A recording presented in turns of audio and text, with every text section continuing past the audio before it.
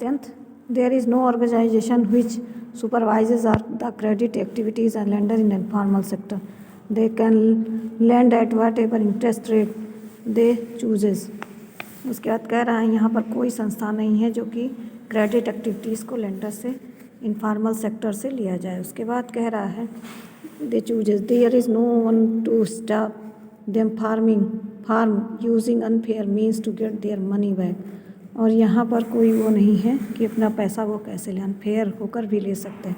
Compare to the formal lenders, जो अगर देखा जाए फार्मल लेंडर से कंपेयर किया जाए, most of the informal lenders charge a much high interest and loan.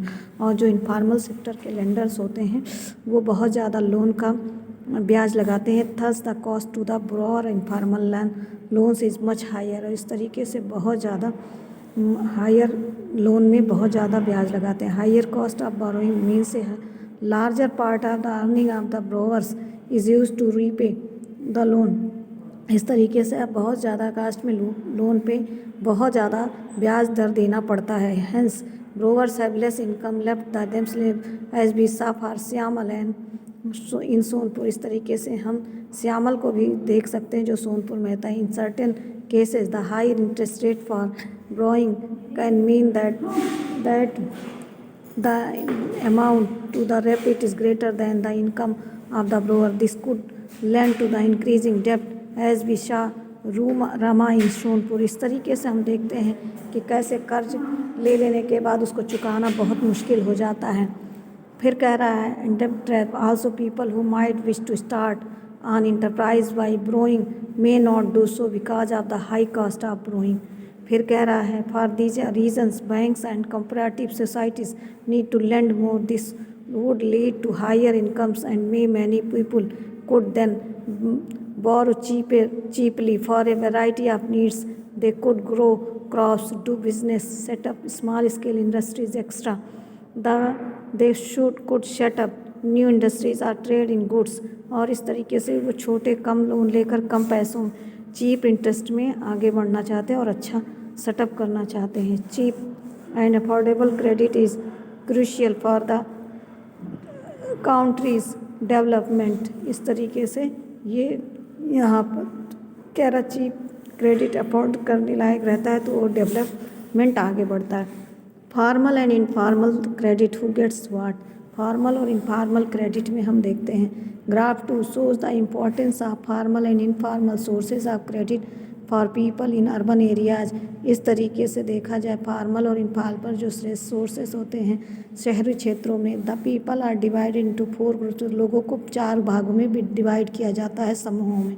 From poor to rich, जैसे गरीब से अमीर। As shown in the figure you can see that 85% of the loans taken by poor household in the urban area from informal sources. जो गरीब हैं वो शहरी क्षेत्रों में इनफॉर्मल सोर्सेज यानी कि बहुत जैसे फॉर्मल तरीके से उन्होंने लोन नहीं लिया। Compare this the rich urban house hold what do you find only 10% of their loans from informal source. 10% जो देयर उनका लोन होता है इनफॉर्मल सेक्टर से वो ज़्यादा होता है, वाइल 90% ऑफ फॉर्मल सोर्सेज और 90% फॉर्मल सेक्टर से होते हैं। A similar pattern is also found in rural areas.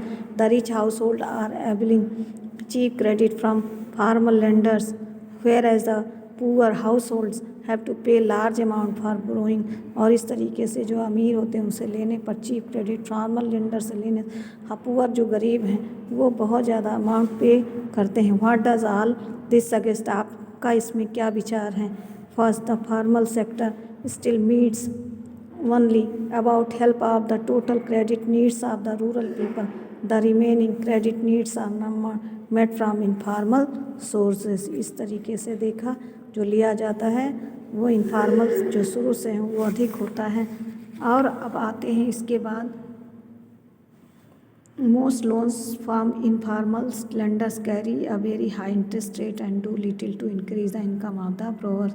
जिनकी इनकम कम है और जब लेंडर से वो हाई इंटरेस्ट पे लेते हैं तो वहाँ पर उनको चुकाने में बड़ी दिक्कत होती है। Thus it is necessary that banks and cooperative increase their lending particularly in the rural areas so that the dependence on the formal sources of credit reduces. इस तरीके से अगर हम फॉर्मल सेक्टर से लोन लेते हैं तो हमको क्रेडिट कम देना होता है। इतना पढ़ लीजिएगा बेटा, बाकी आपको कल पढ़ा देंगे।